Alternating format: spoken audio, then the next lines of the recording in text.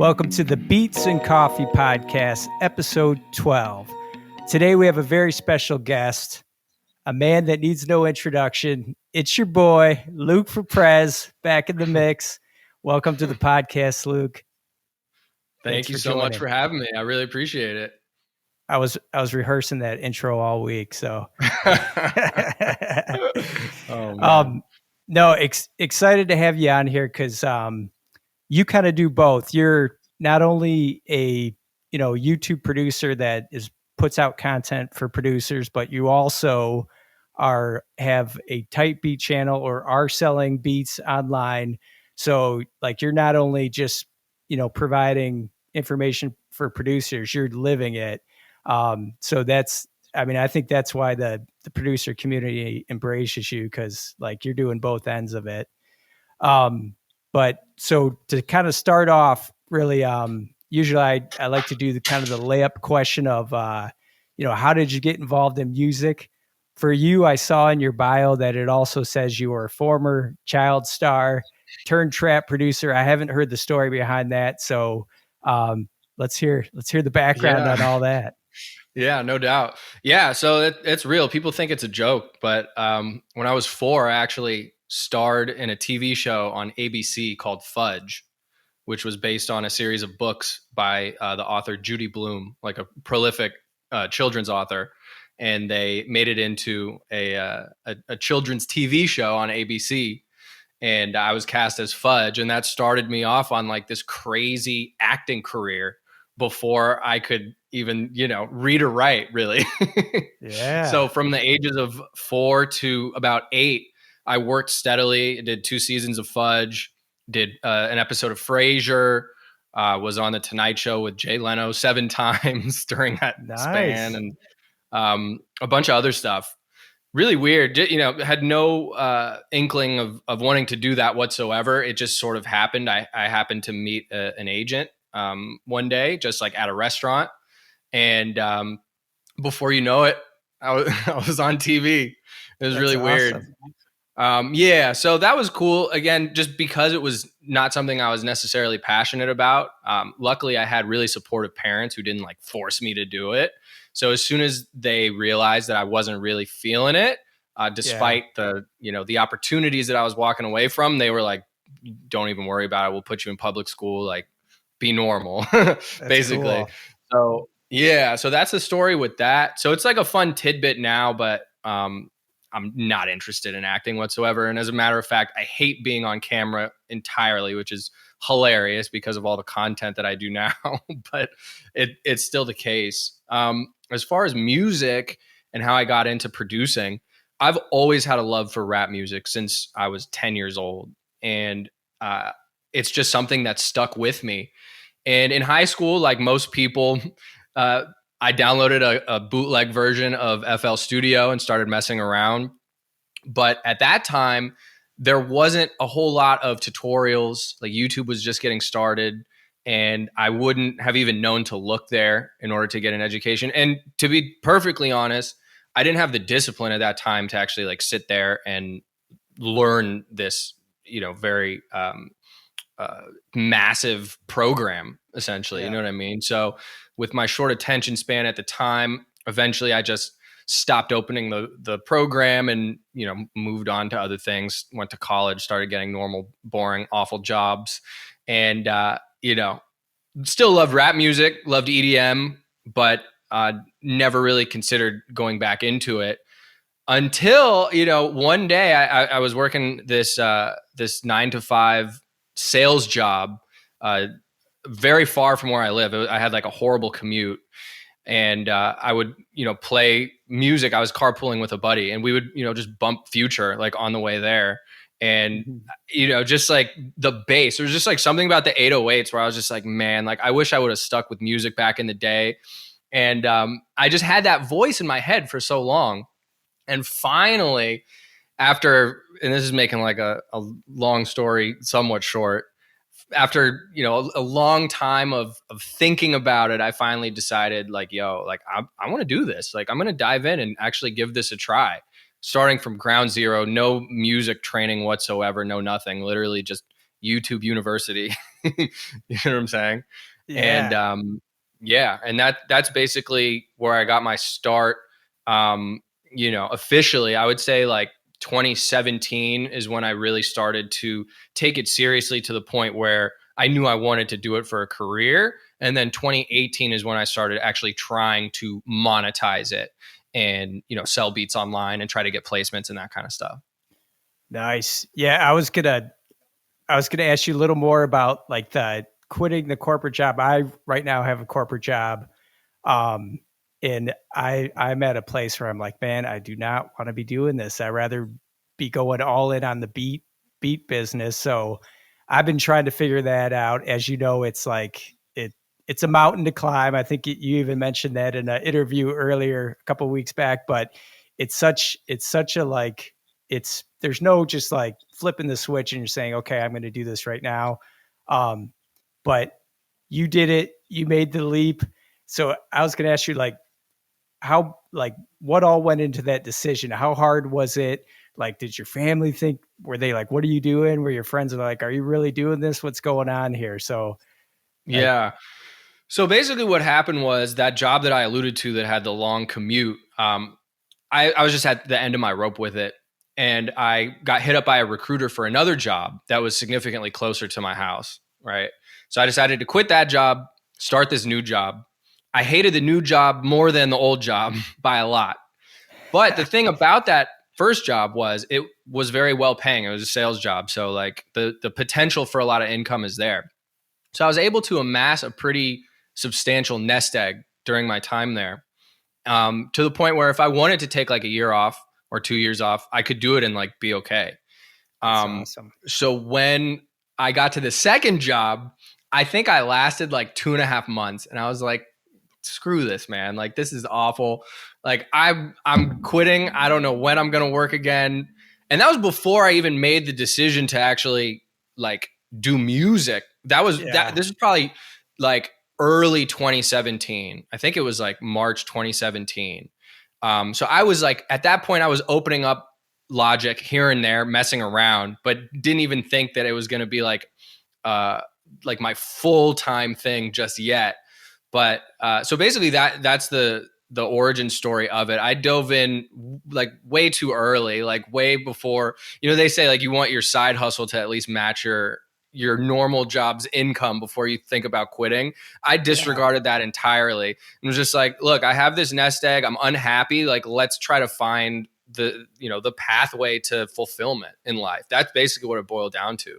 And so I just lived off my savings while I tried to figure it out. And every day it was like I was starting to make music a little bit more, starting to make music a little bit more. And it just kind of snowballed. And before you know it, it was like, damn, this is it. This is my passion.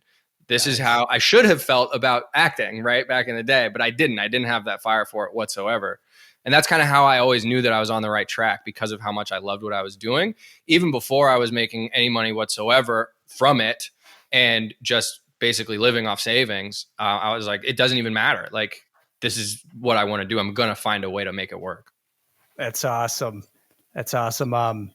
So like what does your like, for me, the ultimate dream is like, I don't really care about placements. Like, placements would be cool, but for me, the ultimate dream is just the freedom of, Monday morning, send my kids off to school. My wife has to go to her job.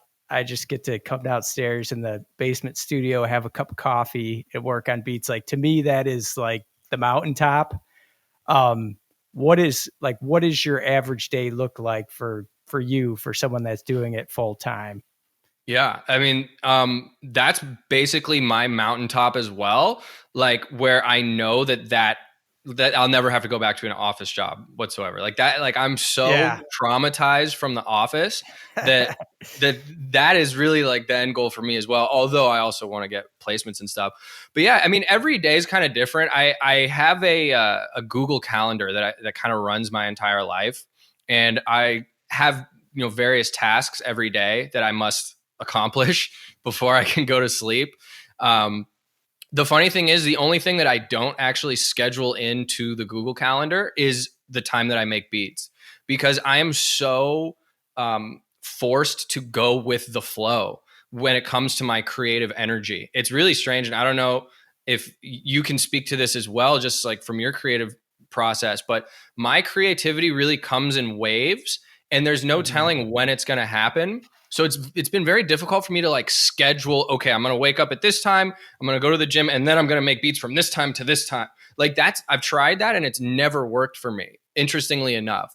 So I have these other more menial tasks, whether that's making a YouTube video or creating TikTok content, which I'm doing so much of at this point, or reaching out to artists on SoundCloud or Instagram or wherever, trying to find new artists to link with, sending out loop packs. I mean, there's like a number of these like, somewhat tedious day-to-day tasks that I just kind of add to the calendar on various days. And that's how I organize my whole life essentially. And then whenever I get that creative urge to stop what I'm doing and make beats, I do just that. I stop whatever I'm doing and I ride that wave for as long as it's there. And how that's ended up working is I usually get about a beat. I at least start working on a beat basically every single day. And usually I'll end up posting. Lately, I've been slacking on this just because I've been going so ham with TikTok, which we can talk about. But typically, I get about 3 to 5 beats actually posted every single week. And that's been like a very sustainable rhythm for me over the past few years. Yeah, that's pretty good. That's definitely a good pace. What was I going to say? So yeah, that's your average day. I had a thought there. Oh, is what you're saying about the kind of the creative energy that kind of comes and goes. I 100% agree with that. For me, it's usually like when I'm dead tired, exhausted, there's just like nothing there. Like nothing sounds good to me. It could be, the best piano melody ever, and I'm just not going to like it. And I'm going to waste 2 hours trying to fix it. So I kind of do the same thing, not to the full extent that you're doing, but it's more, okay, I've started this beat. I have no creative juice left. I'm going to stop working on the beat right now. I'm going to start working on like the thumbnail or, something else to support the beat. So I totally get that.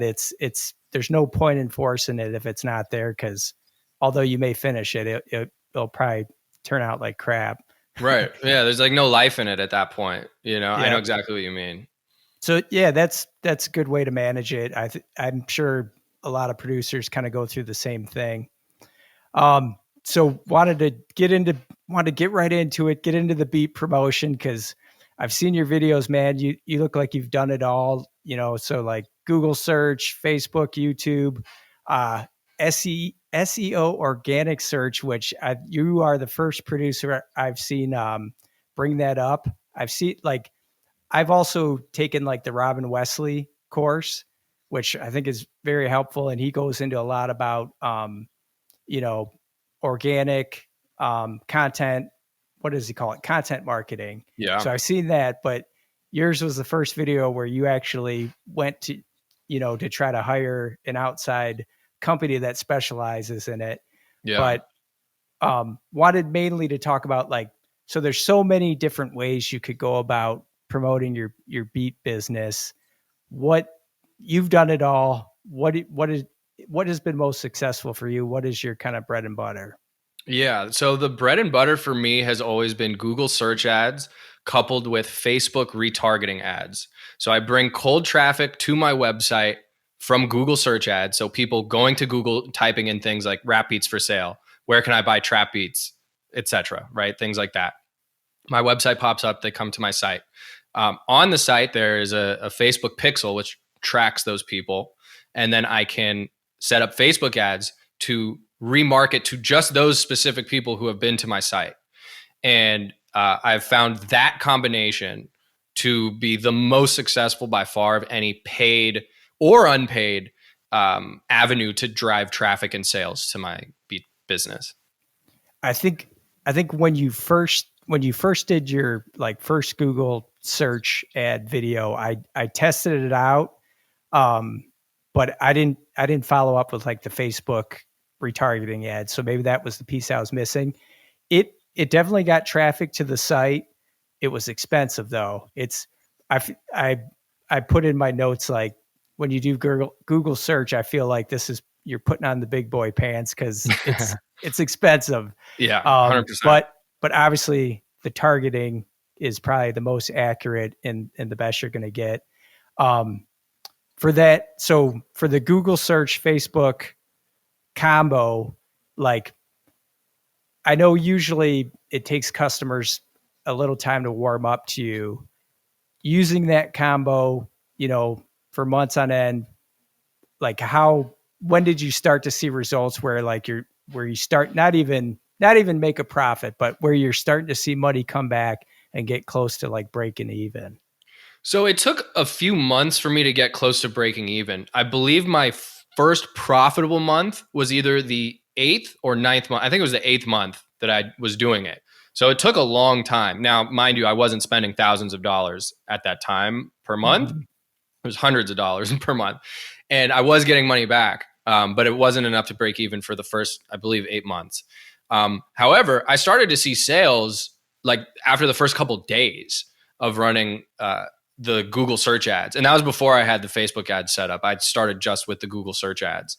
And so that gave me enough confidence and belief that, okay, this might actually work. Like the beats are sellable. Let's try to optimize this. Let's try to get this to a point where it's profitable and scale this.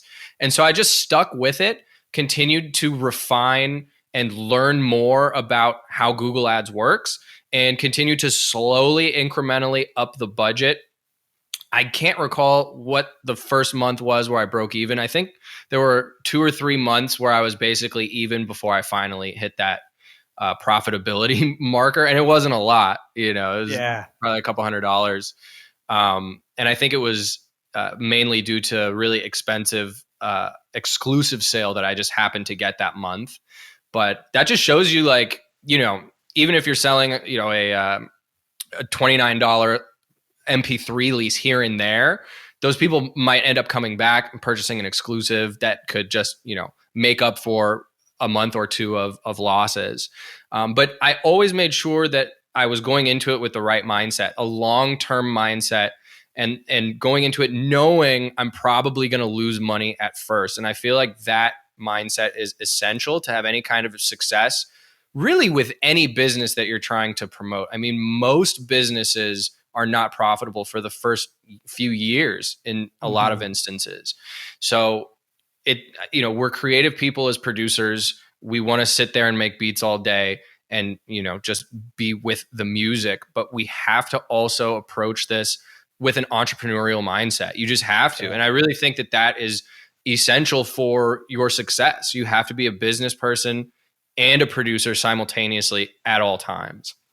Yeah, no, I 100% agree with that. And it's like, I'm at the point now where it's like the marketing side is where I'm stressing out because I'm always checking my numbers. That, is this working? Is that not working? But, Saturday mornings, that always is a spot where I know I'm going to have creative energy. So I set all that aside, and it's like building the beat, making the music. Like that's just like default for me. I feel like I can just sit down and go, and I know exactly what to do. Like I've done it so many times. I got that down.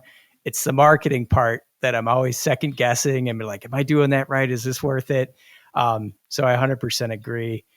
So some of the stuff that you just talked about, I'm going to come back to, but I wanted to ask you about Beatstars Promo, because I just saw your interview with Mike Trampy a little while back.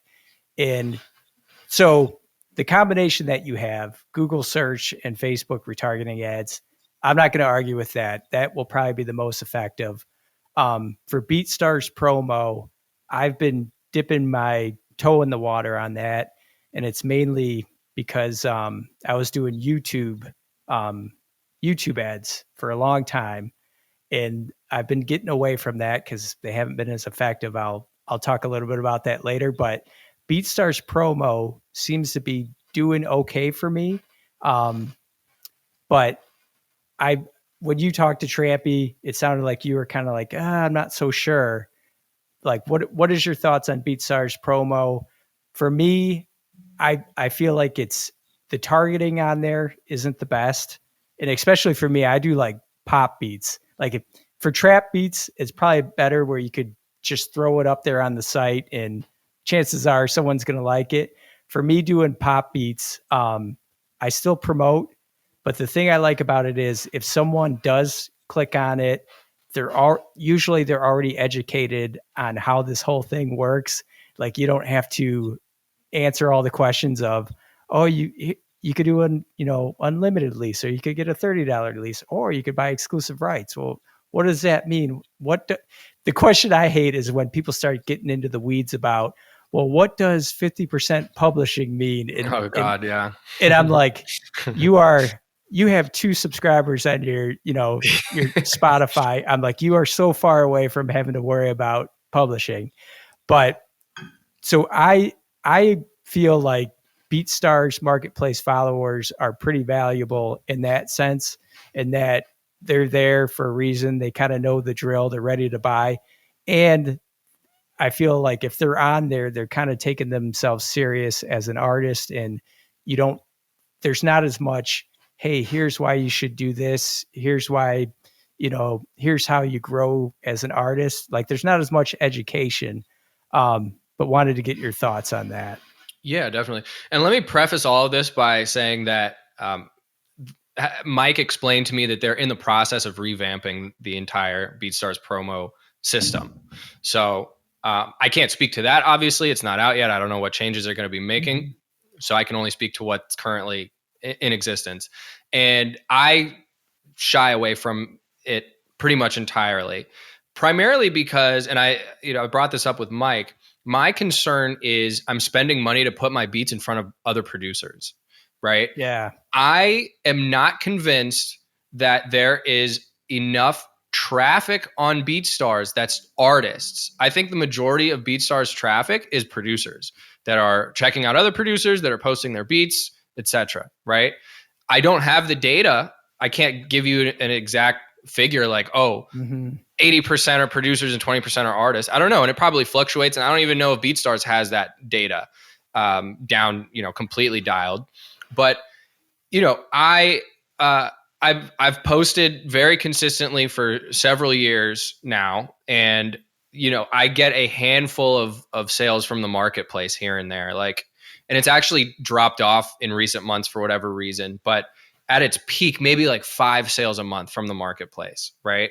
It constitutes a very small percentage of my overall sales.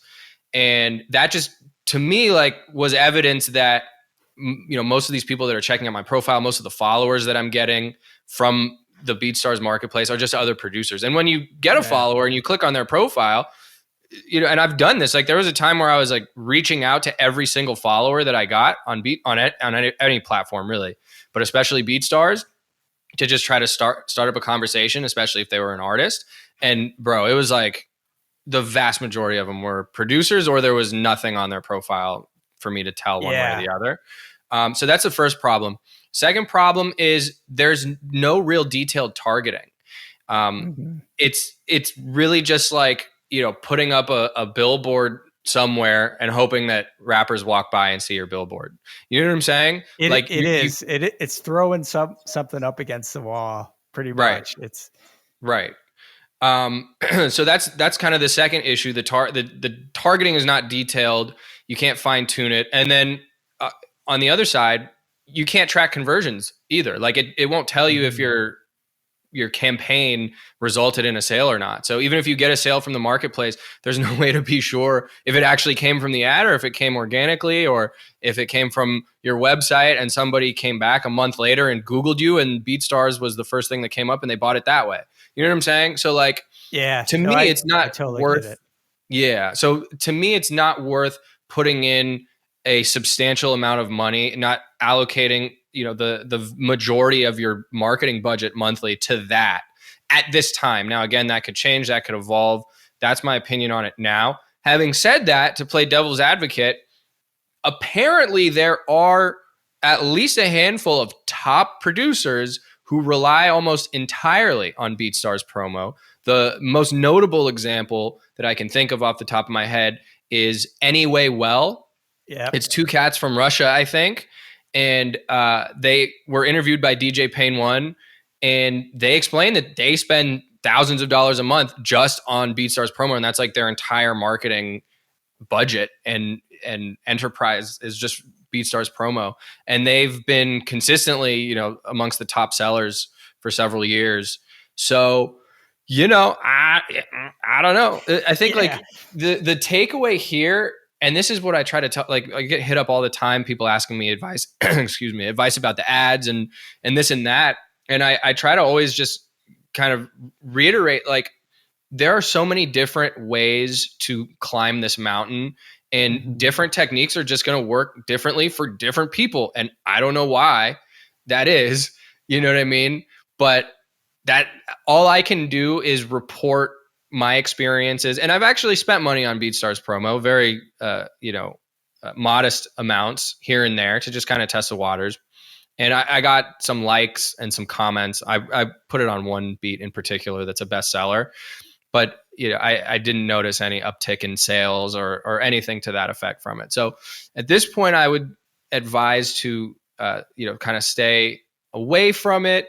But I love BeatStars. I'm not trying to throw shade in any capacity. I think that they're going to fine tune it and make some improvements, and then it might become a more viable strategy for more producers. As like a pop guy, I'm like, if they would allow me to like promote on the pop like playlist or wherever you search for those beats, like that would be gold. I would totally put a ton of money down for that.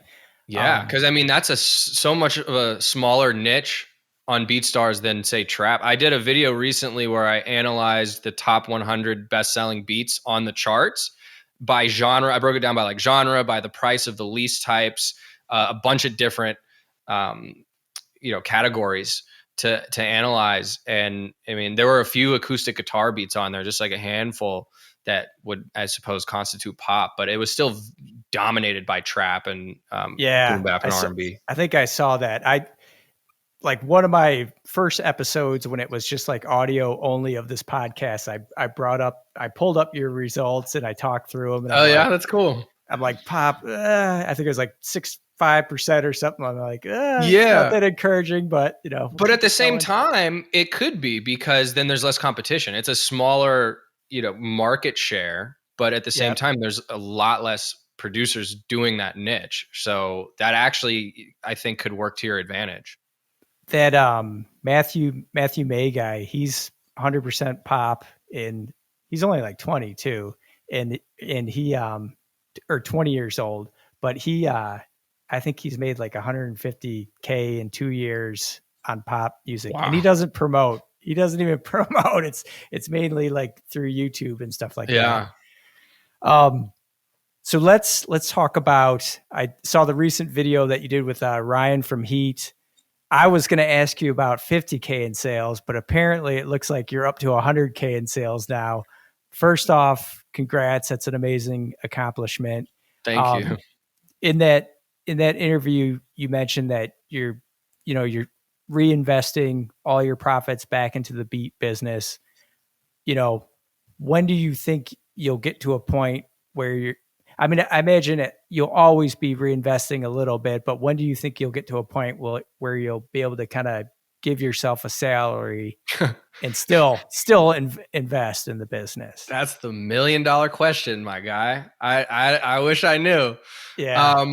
That's why I really went hard with SEO and trying to rank organically, because if you can rank on the first page of Google organically for the keywords that I pay to rank for now, my profitability will skyrocket, right? Anyone's profitability would skyrocket if you can reach those pages. So, hopefully then I'm working my way there. I've made very small incremental steps towards that. It's a long game. Like it's crazy how long it can take to get your website to rank on Google.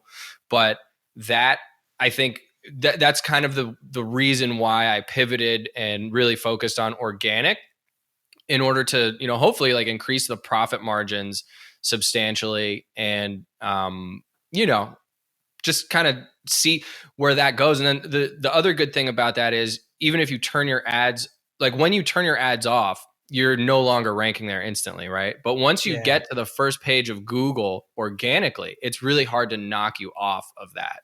Like you're pretty much solidified there for the foreseeable future. So then that opens up, so much more money that I can spend on other things, more equipment and more plugins and this and that, which I do already. But and then, obviously can maybe like actually keep some more per month for myself and, And go can from there. the ads alone get you to eventually rank on the search No. So results organically, or is it? it's pretty much two different worlds. Mhm. However, the people who click on the ads can help your organic search ranking indirectly if they stay on your site for a long time, interact with the stuff on your site, read your blog posts, stay on Mhm. the page, right? That indicates to Google that the content that you have on your website is of high quality, and that helps you rank higher. So in that way, yes, but just by like running ads and having a certain amount of people on your site because of the ads, that has no impact on your ranking whatsoever. It comes down to basically a couple different uh, components, and I've learned this by hiring this company. It was a very, very expensive lesson that I have now learned. But basically, it comes down, once you have the website built out and optimized to look good in the eyes of Google, which we can talk about in more detail.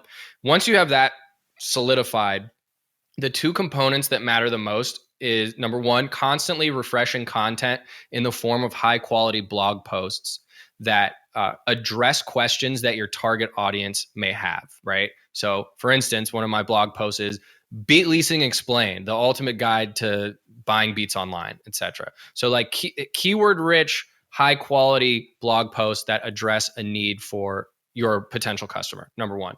Number two, backlinks. Which Yeah. websites on the internet are referring back to your site? Google looks at these as basically cosigns, right? And not all Mhm. backlinks are created equally. If I have CNN.com linking to my website, it's going to rank me a lot quicker than if my uncle's birdwatching website links to me. You know what I'm saying? Like Yeah. it, all of them help, but it's called like domain authority, I believe, is like the actual term. The higher the domain authority of the site that's linking to you, the quicker you will rise the ranks, and the more effect it will have. So and there's like different kinds of backlinks. There's follow links versus no follow links, and it gets very convoluted. But big picture, those are the two main factors that influence your organic Google ranking. As I understand it right now, it's always changing and evolving because Google's always updating their algorithms and this and that. But that's basically what it boils down to. And it's just the more the better, right? Like the more blog posts, the better, and the more backlinks you can get, the better. And obviously, the higher their domain authority, even better. The like when I hear you talk about that, like the blog posts, I say to myself, I'm like, okay, I think I could do that. I'm pretty good writer at writing copy. I'm like, I can make it interesting enough, make it, make sure it's keyword rich. And as far as, time in my week, I could probably carve out some time to do that. But like the backlinks thing, like I would have no clue where to start. Like how do you even approach someone about that? Like, do you go to Abe at Beatstars and be like, "Hey, dude, will you backlink me on your website?" Like, I who should. do you start with there? I should hit them up. So that's a great question. I mean, there's no exact science to it, right? That's partially why I hired this company, because they promised like, oh, we'll get you these backlinks or whatever. But what they don't tell you is the backlinks that they get you are just these low quality, generic business directory sites, many of which are no follow, which do not provide you with the same SEO juice as a follow link. So that's the biggest challenge, right? There's a couple things that you can do to try to like even the playing excuse me, even the playing field a bit. There's a service called Haro, Haro, and it stands for Help a Reporter Out. and you can sign up for this, and you will get hit up by there's like all of these listings for these stories that are being written in all different categories of life, right? There's business stuff, there's health stuff, music stuff occasionally, where reporters are looking for a quote from an expert in whatever industry they happen to be writing about. And you can submit a pitch for yourself to be included in the articles that they're writing in exchange for a backlink. So that is something that I've signed up for. The problem is there's really not a whole lot of music stuff. So it's very few and far between where I'm able to actually submit a pitch for one of these listings. But that is one thing that the SEO company did put me onto, which I think is useful. But yeah, I think I got one link out of it so far, and it was like indirectly related to my music business. It was actually relating to my acting career. Some online magazine was doing stories on like former actors or something. I'm like, oh my God, this is perfect. There you go. Hey, Yeah. So that anyway just like happened. Yeah. So like that one just happened to work out. But it's a challenge. But like if you go on Fiverr, right, there are people that's their whole gig. Like they'll help you build backlinks. And I don't know exactly how they do it. And I don't know the domain authority of the sites that they're able to put you on. And it can get really, cloudy, and there's whole like link farms that are frowned upon by Google, where people just create websites with a bunch of different links to random sites, and that can get you flagged and blacklisted essentially. So you want to stay away from that. So you got to be careful, but there are resources out there like Haro and like people on Fiverr to not only build those backlinks, but also write blog posts for you. And so that's basically what I'm transitioning to now. Instead of paying a giant premium to have this company do this for me, I'm going to hire freelancers directly to do these services for me going forward for a fraction of what I was paying. And I'm in the process of implementing that now for the long term. Cool. Yeah, no, I mean, I think ultimately that's where you want to be at. Like I know in the Robin Wesley courses, he talks about content marketing and stuff like that, and that's been helping him, which is the blog post, right? That's helping him rank organically. And I think he was the first producer I've ever heard say that. I was kind of like, what's this? Yeah, that's what put me on. I mean, I knew about SEO and stuff from my previous job where I was selling websites to business owners. So I kind of had like a big picture understanding of it. But yeah, I bought his course like pretty early on, and I found it very helpful as well. I can't speak highly enough of Robin. And yeah, that kind of like got me in the mode of like, okay, I need to create blog posts and try to get, this content marketing thing going as opposed to just like, Facebook ads and Google ads marketing. Yep. So sticking on promotion, this is something I wanted to get your thoughts on. So like, as I dabble in the promotion, like in like any profits I get back, I'm this on a much smaller scale. Any profits I get back, I'm putting back into the beat business.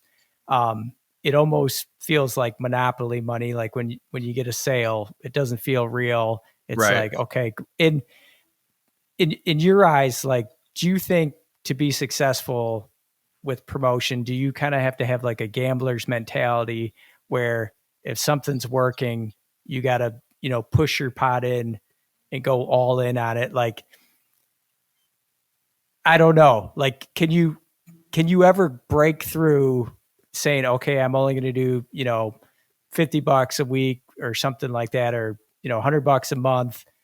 Is that not going to do it? Do you at some point have to go all in and really make a push to break through? Yeah. I mean, you're not going to be able to sustain your lifestyle spending $100 a month on ads. You know what I mean? Like the goal needs to be scaling it and scaling it as far as possible. Yeah. And, so you have to be, and this is easier to do with Facebook ads. You have to constantly be looking at your ROAS, your return on ad spend, right? And as long as it's above 1, you want it to be as high above 1 as possible, right? But 1 is break even, right? So if you're 1.5, right, or 2, if your ROAS is 2, you're doubling your money, right? That'd be like amazing. Then it doesn't matter. Put all the money in, and if it keeps going like that, you can spend Yeah. money forever, right? Like, so that's what you kind of have to be going into it with. Always thinking about scaling, and yeah. So I mean, yeah, I try to push my chips into the table all the time. You I know think that. that's a mental hurdle. Like I know I've had a challenge getting over in because you make 500 bucks outside of this producer world. You're like, holy shit, if you won like 500 bucks from like a scratch off or something, you'd be like, holy shit, that's good. But in this producer world, it's like the money almost doesn't feel real. And I think a hurdle for myself and a lot of other producers is you have to get comfortable with spending that and, not, I don't want to say not treating it as real money, but get comfortable with making sure you're pushing that back into the business. And yeah, because Right. honestly, It's the entrepreneurship mindset. It goes back yeah, to that. That's what it is. You have to be you shouldn't be holding your money in cash yeah, regardless. You know what I mean? Like it should be whether you're talking about just your personal assets or for your business or whatever, yeah, especially these days with inflation going crazy. It makes no sense to have your money in cash. You have to have it invested in other assets and in the case of entrepreneurs, back into the business. You yeah, just have to. You know what I mean? And that's, yeah, I think you're right. I think it is a mental hurdle for a lot of people, and it requires sort of like a shift in perspective, but it's very powerful once you make that shift and start thinking like a business person. You know what I mean? yep. Treat it like a business. Um, so email, like when I heard your numbers, 50K in sales, 100K in sales, the first thing that ran through my head is what does an email look like after 100K email list look like after 100K in sales? Like, is My your email list is trash. I really get like, like, yeah, I get like no, but like, I mean, not no, but like I get very few sales from my email list. do you It's have like a awful. high count though? Just, No, not even. Not even. I have like a big part of my business is return customers. Like a big part, like maybe like 30% of my business gotcha. is return customers. And then additionally, I get a lot of sales outside of BeatStars because like you alluded to earlier in the conversation, a lot of people have follow-up questions. They don't understand Yeah. the whole process of leasing beats. What does it mean to lease a beat, right? So a lot of this requires outside communication via DM or text or whatever the case may be, and then oftentimes those lead to payments just straight through like PayPal or Venmo or Cash App. So I get a lot of sales that way as well. Outside. And I've truthfully just been too lazy to like import that information into MailChimp, every Yeah. time I get like an outside sale or something like that.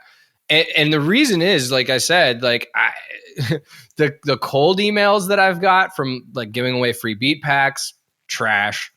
Even like when I reach out to my current customers, it's hard to make them purchase on the spot. They have to be good and ready. You know what I mean? And that might take Yeah. months in between. There's people that come back every few months. And if I hit them up in between those cycles, they're not in the mindset to be writing at that time or whatever the case may be. So I have it all set up like perfectly with MailChimp as best as you can with MailChimp.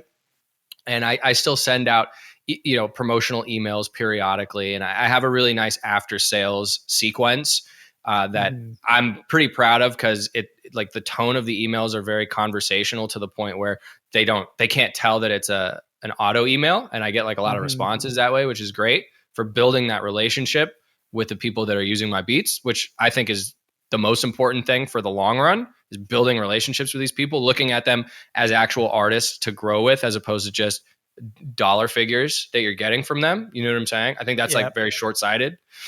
So that's good. But in terms of it actually generating sales for me, like, no, for whatever reason, that's just like one of those things. For me, like email marketing has not been very useful in terms of getting consistent sales. It's yeah, I have like the automated sequences set up. I did a lot of that last year. But it's my one one area that I neglect a lot. Like I need to do it more where I'm just reaching out, not in an automated way, just sending out an email and touching base and stuff like that. Usually I'm only doing it for say like, you know, holiday sale and stuff like that. And Yeah, I'm same. sure there's like usually like the same four people that open every time for those, and that's it. So I definitely got to work on that also. Um, let's see. All right, let's talk YouTube a little bit here. So you have your producer YouTube channel, and I've been following it, you know, for a while now. Saw the journey. You started out posting type beats as well, and then it kind of moved into producer content. Um, First off, I guess I guess you do both. So this is kind of a dumb question, but which do you prefer? Do you prefer selling beats to artists, or do you enjoy, you know, creating content for the producer community? The short answer is selling beats to artists. The longer answer is still selling beats to artists, but I love being able to help people come up with me, you know what I'm saying, and share the knowledge that I have. And whenever somebody reaches out and says, yo, like this video was super helpful, like I really appreciate it, like that's awesome, right? Yeah. That's so cool to be able to contribute in a tiny way to the producer community as a whole, and just to be part of that makes me super excited. But as I said earlier, I hate being on camera. I don't want to be the guru guy, right? I don't want to make a fucking course to sell people. No offense to Robin and anybody that does that. Yeah. I'm like, I would rather be like Metro Boomin. You know what I'm saying? Murder Yeah. Beats, right? Like that ultimately, like long term, is what I want more than being like the YouTube producer guy. You know what I'm Yeah. saying? However, I'm like a big Gary Vee disciple, Same and here. he always talks about, you know, document your journey. Don't worry about creating content, document and put as much stuff out as possible. And so that's basically the where the origin story of the in front of the camera stuff really started. It's just me documenting my journey and helping people on the way, you know, hopefully giving them shortcuts, the stuff that I had to research and figure out and trial and error and spend a bunch of money on my own because the information wasn't out there. You know, hopefully I can provide that to the people coming up behind me. So not that I'm like super far in my opinion, but just the people that are just starting out, essentially. I'm trying to help those people. Yeah. You know what I mean? No, And 100%. so that's really cool and rewarding. And I'm hopeful that, you know, I've met so many cool producers just from making this content, and I get loops. I get so many loops now from all over, like daily, just like more than I can know what to do with. And that's like such a cool blessing. I've collaborated with some really dope producers, and, you know, hopefully maybe somebody that's watching my video might be the next Metro Boomin or whatever. And, you Yeah. know, that could turn into something, or the next, you know, Q Beats or something, one of these loop makers. You know what I'm saying? Like, who knows, right? So it's good from that point. It's still kind of is useful for my ultimate goal in kind of an indirect way, but also just generating value for the producer community is cool for sure. And it's slowly, very slowly, a lot slower than I would like, but it's slowly gaining momentum. And the TikTok is going crazy, which I am just at a complete loss for. But Yeah. that has really kind of sped things up too, which is cool. At least for now. We'll see how long it Well, lasts. let's talk about the TikTok. I have one more thing on YouTube I was going to come back to, but Sure. so TikTok. I've seen some of your I don't know where I saw it. May have been a post somewhere, but it sounds like you've been killing it on there. And I myself am hesitant to jump on there. It sounds like you were too, but you went all in, and it sounds like it's really working. Tell us about that. Yeah, man. All in is right. I post like 3 times a day right now. It's like, it's so nuts. And I was just like you, just like everybody out there that's probably listening to this, that's just like, oh God, TikTok's so cringy. It's just little kids dancing. Like, what is this? Right? Like, Yeah. that's the stereotype. And for a long time, I think it was relatively accurate. But now it is really, really exploding. And there's content on there for everybody. But interestingly enough, music producers specifically have been slow to adapt to it. So Yeah. while it's certainly still possible to make great progress and make a living from YouTube, it is a lot easier to grow a lot faster and get your music and your content seen by way more people in a way shorter amount of time on TikTok right now. For instance, I think in like the last 60 days, I've gotten like 1.5 million views Oh on my TikTok. gosh. So like in just a couple months that I've been doing this, it has far exceeded all of the other platforms I've been trying to build on combined by like several orders of magnitude. You know Wow, what I'm that's saying? insane. It's like, it's ridiculous. So yeah, so it's What working. Oh, go ahead. I was just gonna say, so is that are your the kind of content I've seen in your shorts, it seems like it's a lot for the producer audience. Are you also doing content for like artists, like to capture their attention Yeah. too? Yeah. So I'm doing a blend. The thing with TikTok is it's different from YouTube and the other platforms where the algorithm judges each individual video on its own, right? So like Mhm. they don't take into account your following, the amount of followers that you have. They don't take into account the subject matter necessarily. All they take into account is if it's a good video and how's that watch time. Like, is somebody watching the entire video, 50%, whatever. And based on those metrics, that's what really determines whether or not your content gets pushed out to a wider and wider audience. So I'm doing both, basically. I'm doing some music content and some producer related content. Basically, I'm just throwing a bunch of shit against the wall and see what sticks and then doubling down on the stuff that works. Right now, the most successful piece of content or series of content that I've stumbled upon, I do this series called Websites Every Music Producer Should Know. And I think I'm on I've part like 27 or something. I've And seen the shorts on YouTube, which I figured that you were also posting on TikTok. yeah, right. And we can talk about that as well momentarily. But that like the first few of those did like phenomenally well. So I'm just making that like a long-term series. People seem to dig it. I do beat breakdowns. A few of those have done well. Showing people like this kind of backfired. I got some hate for it, which I kind of understand like in retrospect. Where I did like some breakdowns of like, oh, like guess how much I sold this beat for. And I played like a snippet of a beat that I sold exclusively. And then I Mm. had different dollar figures on the screen and individually they would disappear one by one to try to get people to like watch it to the end. You know what I'm Yeah. saying? And then like That reminds me of like the movie trivia before the movies exactly. come That's out. that's literally exactly the thought process. And so I did a few of those, but people are hating so hard. Like I've never got hate before on anything that I've ever done, really. Like, you know, maybe just a handful of comments here and there, but like that triggered some people, I guess. I don't Why know. were they hating? Just Well, I think like, I mean, if we want to talk about like the psychology of it, I think they were just like triggered because I think, well, there's a couple things. First of all, I think I unintentionally came off as sort of braggadocious with it, which was 100% not what I was trying to do. I was trying, like, the whole point of any content that I make and any dollar figure that I share publicly is to motivate people and to be like, look, if I can do this, then yeah. you for sure can do this. Like, it's so possible, right? Like, that's the place that I'm always coming from. But it's hard to convey that in a 20-second little clip or whatever. So it might have come off the wrong way to some people. They're like, this beat sucks. How'd you sell it for such and such figure? Blah, blah, blah. Shit like that. Like crazy. So I'm Or it like, all was the right, guy I'll fall that back bought from the that kind. beat. It's Huh?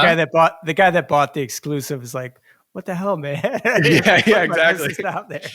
Right. So like, but you know, interestingly enough, like those do well. So even drumming up like negativity, not that I'm recommending this necessarily, but like it can be effective in getting engagement. Take that for what you will. I'm shying away from it at this point, but the point is like, yeah, you can grow really fast on it. You can post a bunch of different types of content and there's no telling what's going to catch fire. Just like with your beats, like you can never really predict which beat is going to be a bestseller. I'm constantly wrong about which beats I think are going to be the best sellers. And Yeah. it's the same thing. It's the same thing on TikTok. And the cool thing is, as you said, I also post those same videos to YouTube and to Instagram Reels because right now the organic reach on those three platforms is far and away the best out there that you can get without paying for ads. So I literally just post the same videos 3 times on the 3 different platforms. So that was okay. TikTok, YouTube Shorts, and Instagram Reels. Right. Got it. All short form content. Yeah. Short form is the wave, bro. It's the wave right now. I've been, oh man, I gotta be more active on TikTok. The hardest part is just trying to figure out, all right, how do I want to approach this? And maybe I need to stop thinking and just push it out there. That's exactly what you have to do. That's the only way to do it.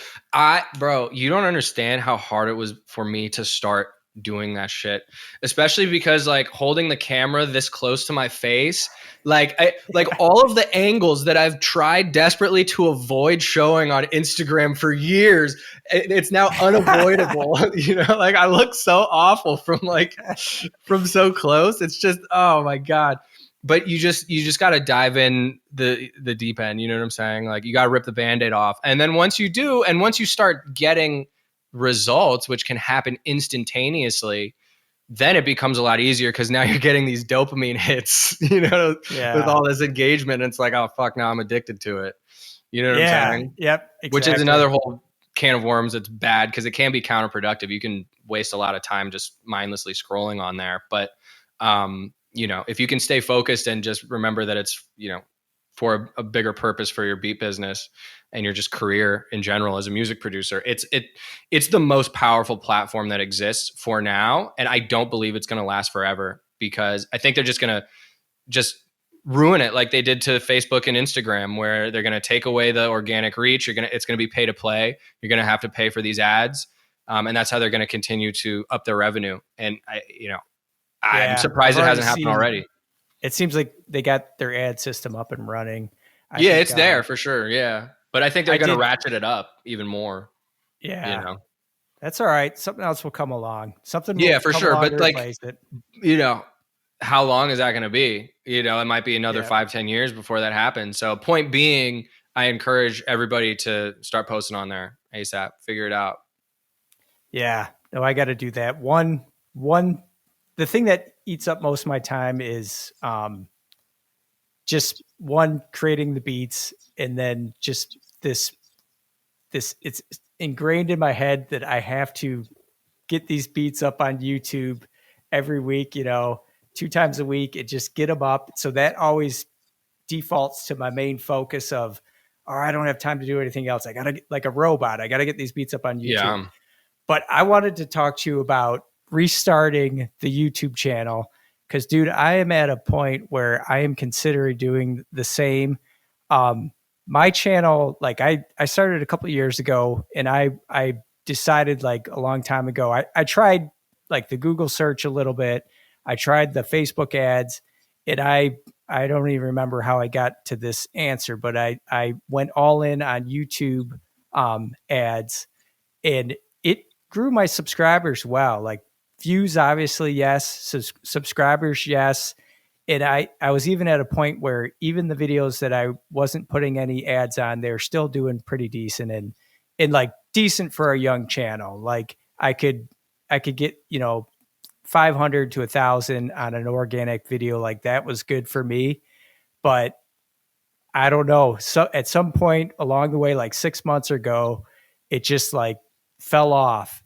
And then at the start of this year, I kind of reorganized how I was doing the ads. I'm like, let me try this again. Let me try a new approach.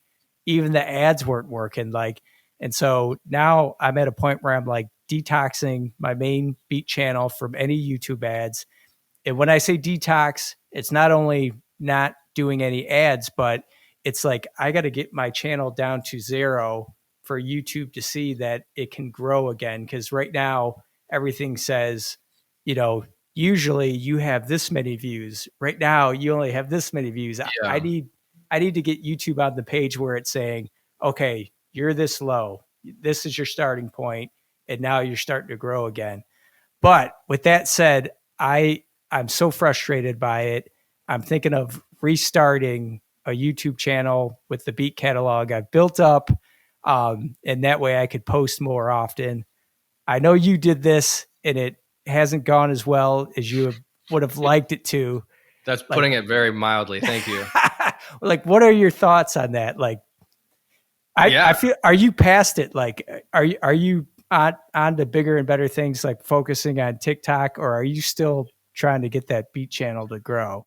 I mean, in the long run, at some point, I'm definitely going to revisit it in a more focused, regular capacity. But for now, I've essentially abandoned it, like on a day to day basis, because, like, I don't know if you've seen these videos that I did, but I posted damn near like 130 days straight I on this did. new channel using my old catalog and got nowhere. I made a point to not run any ads. Like, I wanted to do it entirely organically, just like see how it works.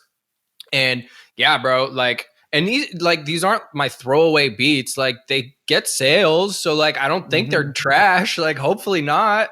So I think ultimately what the problem is, and this is just the way that it is. I don't make pop beats, right? I don't make old school boom bap beats or 90s R&B beats. I make trap beats. I make the most saturated genre that's on YouTube, and that just happens to be what I enjoy making the most, that I'm passionate about, that gets me excited to wake up and make beats. It just happens to be what everyone else is also Yeah. trying to do. You know what I mean? And so I think that's probably why YouTube has been such a challenge for me specifically, despite having the metadata dialed, having TubeBuddy and vidIQ, and making sure, I'm finding keywords that, according to those platforms, have high search volume but low competition. Because ultimately, I'm still using keywords that I think are just flooded, man. Like, because I don't want to mislabel my beats, right? Like, if it's a Hmm. Gunna type beat, like, I'm not going to call it something else. Like, it's a Gunna type beat like, and that's Yep. just what I make, or Lil Baby or Future. Obviously, that's like that's the placement I'm trying to manifest the most.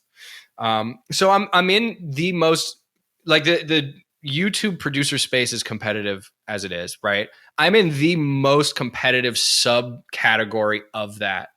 And I mean, that's why I turned to digital ads. I wasn't gaining traction organically on YouTube, so I had to find an alternative to make it work. That was the birth of my entire journey to figure out these ads.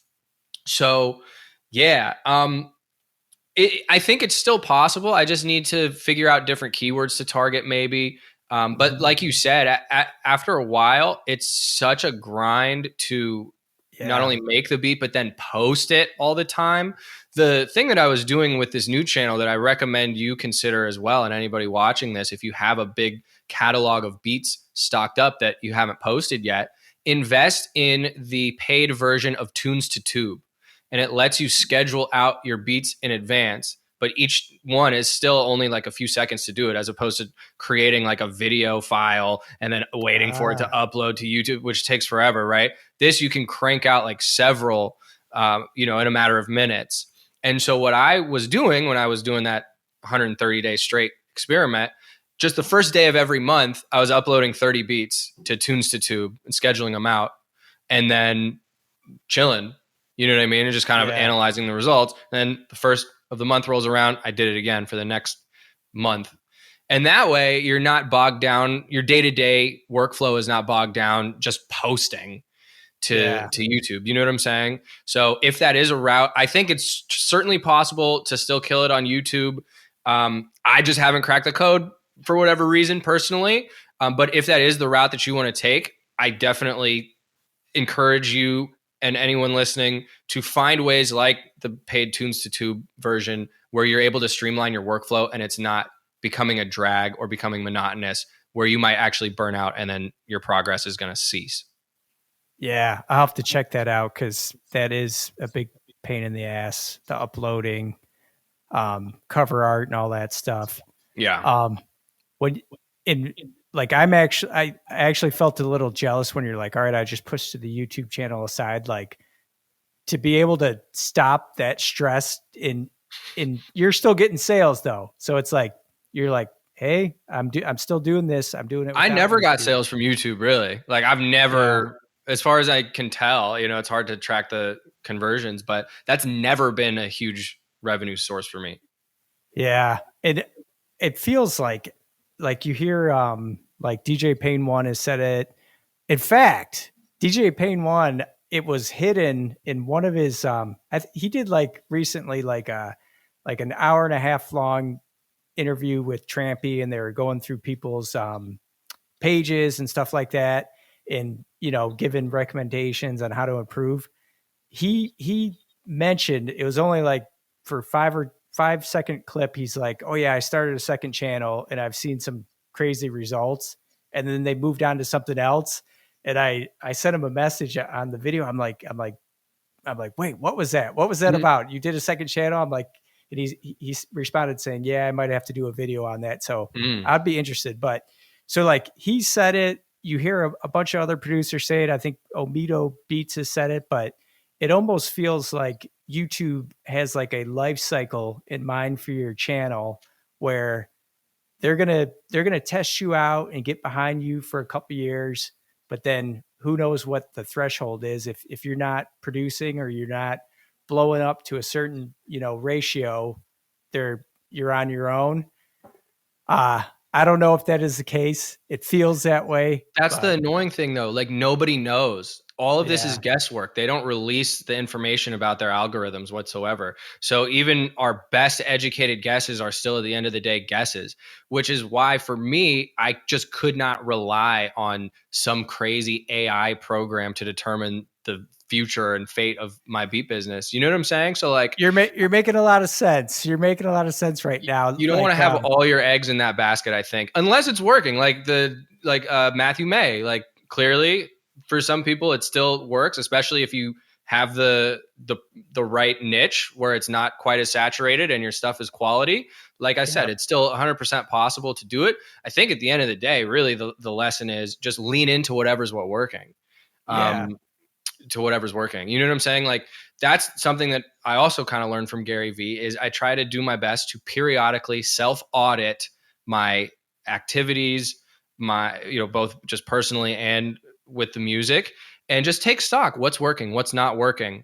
What what is bothering me? What am I enjoying doing? And just lean into those things that are working. That's going to be different for everybody, right? But you have to be aware of that, and you have to be ready and willing to pivot if like for me, if you post 130 days straight and shit ain't working, like yeah, maybe look into something else.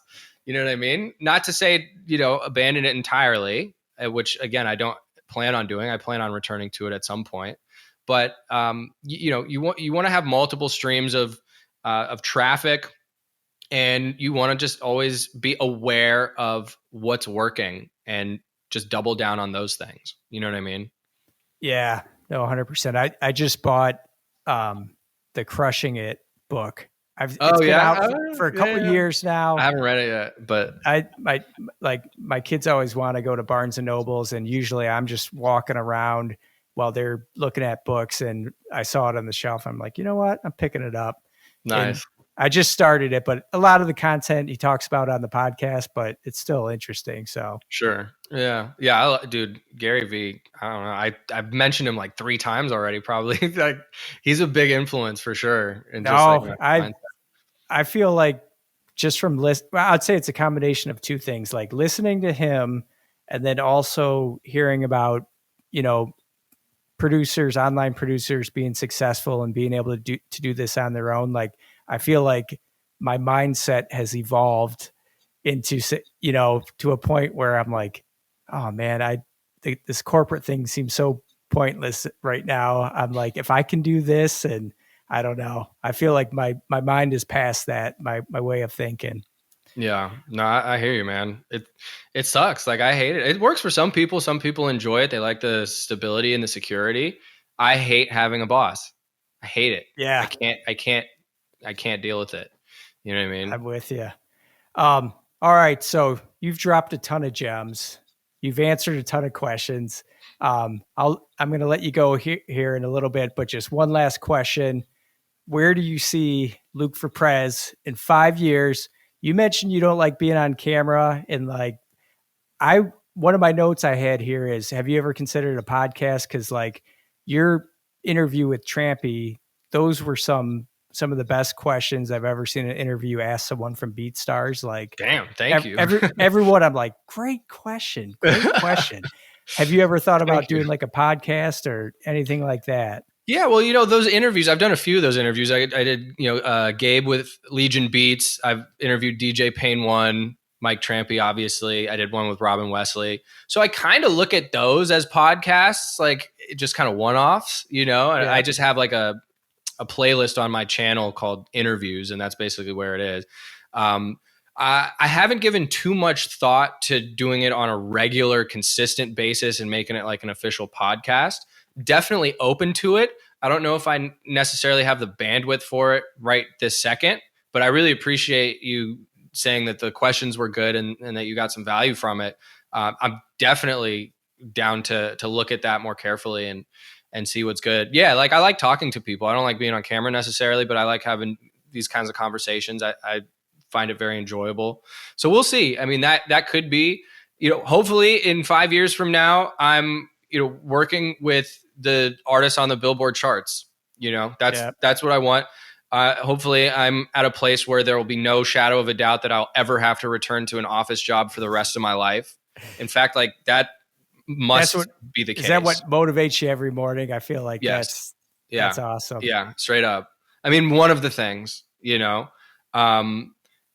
I mean, those two things, hopefully I'm happy, hopefully I've found happipiness and fulfillment in a sustainable way. And hopefully I'm healthy and my loved ones are healthy.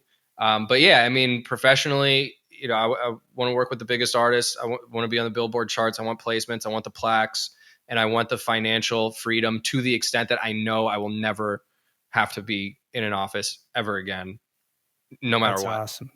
That's awesome. I feel you on that. All right. I'm pulling for you. I'll be pulling for you. Thank you, man. I appreciate you.